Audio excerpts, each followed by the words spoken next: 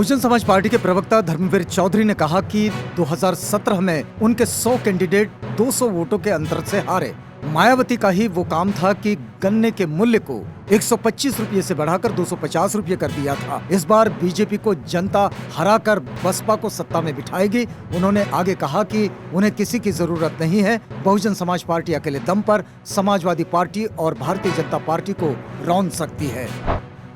Supreme court ने कथित तौर पर पेपर लीक को लेकर 12 सितंबर 2021 को ली गई नीट यूजी परीक्षा को रद्द कराने की मांग खारिज कर दी है।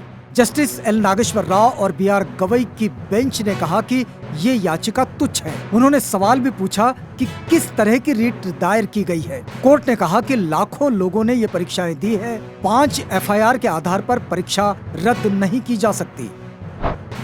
उत्तर प्रदेश की पीलीभीत से सांसद वरुण गांधी ने अपने ट्विटर अकाउंट के बायो से भाजपा शब्द हटा लिया है। आपको बता दें कि वरुण गांधी ने मुख्यमंत्री योगी आदित्यनाथ को पत्र लिखकर लखीमपुर खीरी हिंसा मामले की सीबीआई जांच कराने की मांग की थी और पीड़ितों के परिवार को 1-1 करोड़ रुपए का मुआवजा देने की भी मांग की थी।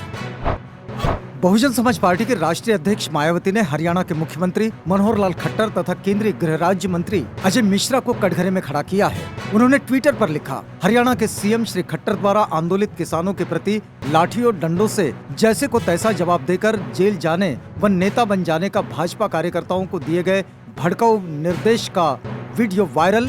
जिस हिंसा बढ़ाने वाले सीएम के इस बयान की जितनी भी निंदा व भर्त्सना की जाए वह कम। केंद्रीय गृह राज्य मंत्री द्वारा यूपी के लखीमपुर खीरी जिले में किसानों को 2 मिनट में देख लेने की धमकी के बाद वहां कल हुई व्यापक हिंसा में 8 लोगों की मौत व इसी बीच हरियाणा के सीएम का ऐसा घिनौना बयान भाजपा सरकार की घोर जनविरोधी व तानाशाही प्रवृत्ति को साबित करता है।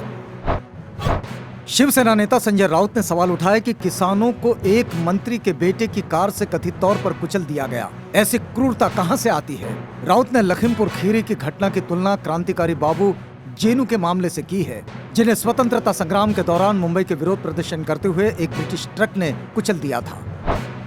लखीमपुर में किसानों की हत्या और भड़की हिंसा के बाद संयुक्त किसान मोर्चा ने राष्ट्रपति रामनाथ कोविंद को पत्र लिखा है। इसमें किसान मोर्चा ने राष्ट्रपति से गृह राज्य मंत्री अजय मिश्रा को बर्खास्त करने की मांग की है। इसके अलावा किसानों के खिलाफ भाषण देने और हिंसा भड़काने के आरोप में संयुक्त किसान मोर्चा ने हरियाणा के सीएम मनोहर लाल खट्टर को भी पद से हटाने की मांग की है। लखीमपुर में सरकार और किसानों के बीच समझौता हो गया है। सरकार ने मृतकों के परिवार को 45 लाख रुपए का मुआवजा देने का ऐलान किया है। मरने वालों के परिवार के एक सदस्य को सरकारी नौकरी दी जाएगी। साथ ही घटना की न्यायिक जांच और 8 दिन में आरोपियों को अरेस्ट करने का वादा भी किया गया है। सुप्रीम कोर्ट ने लखीमपुर खीरी हिंसा पर बड़ी टिप्पणी की है। कोर्ट ने कहा कि जब ऐसी दुर्भाग्यपूर्ण घटनाएं होती है तो कोई भी जिम्मेदारी लेने को तैयार नहीं होता है। प्रदर्शनकारी दावा तो करते हैं उनका प्रदर्शन शांतिपूर्ण है, लेकिन जब वहां हिंसा होती है तो कोई जिम्मेदारी लेने के लिए तैयार नहीं होते हैं।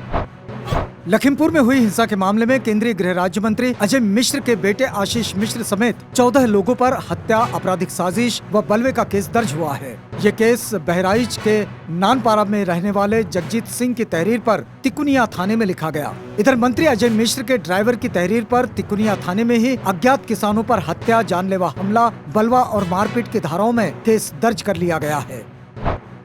लखीमपुर जाने से रोकने पर समाजवादी पार्टी के अध्यक्ष अखिलेश यादव सड़क पर ही धरने पर बैठ गए। अखिलेश ने कहा कि किसानों पर अंग्रेजों के शासन से भी ज्यादा जुल्म भाजपा सरकार कर रही है। उन्होंने केंद्रीय गृह राज्य मंत्री के इस्तीफे और किसानों को 2-2 करोड़ का आर्थिक सहायता देने की भी मांग की। इसके बाद पुलिस ने उन्हें हिरासत में ले लिया।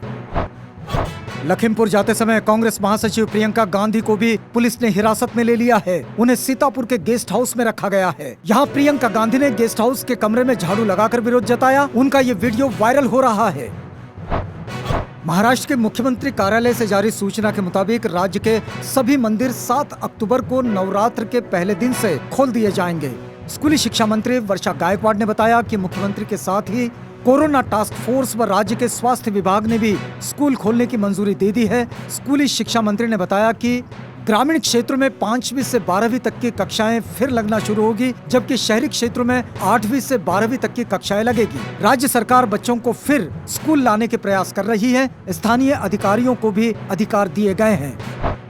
कांग्रेस नेता राहुल गांधी ने लद्दाख और उत्तराखंड में चीनी घुसपैठ को लेकर सरकार पर हमला बोला है। उन्होंने 2014 के लोकसभा चुनाव के लिए रैलियों में की गई 56 इंच की छाती वाली टिप्पणी पर कटाक्ष किया। राहुल गांधी ने लद्दाख और उत्तराखंड का जिक्र करते हुए ट्वीट किया, चीन plus Pakistan plus mister 56 inch बराबर भारत भूमि पर बढ़ता चीनी कब्जा भारत की भूमि पर बढ़ते चीनी कब्जे के बराबर है।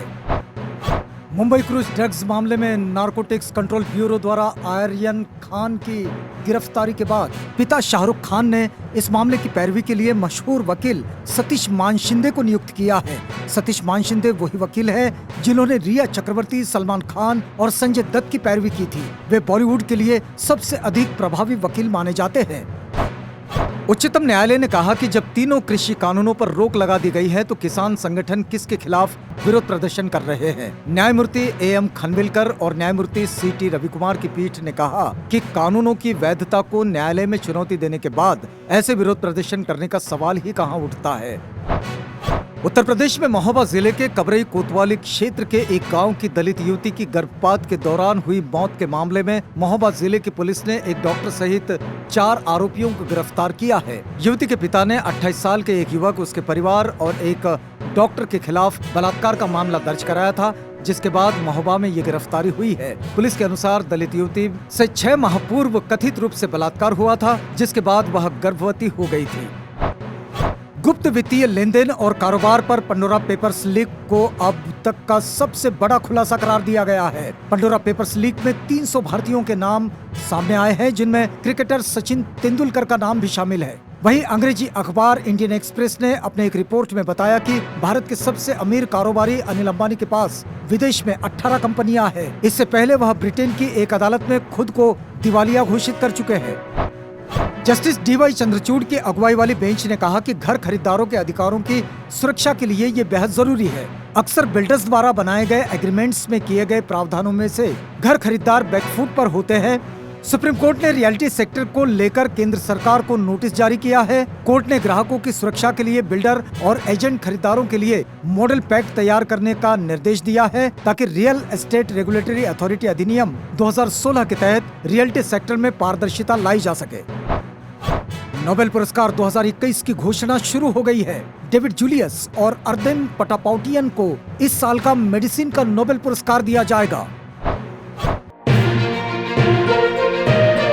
यूएई और ओमान में 17 अक्टूबर से शुरू हो रहे T20 वर्ल्ड कप में 70% दर्शकों की एंट्री मिल सकती है। इंटरनेशनल क्रिकेट काउंसिल और भारतीय क्रिकेट कंट्रोल बोर्ड को यूएई सरकार की ओर से वर्ल्ड कप के दौरान 70% दर्शकों को एंट्री देने की इजाजत मिल चुकी है। T20 वर्ल्ड कप 17 अक्टूबर से 14 नवंबर के बीच दुबई में होना है।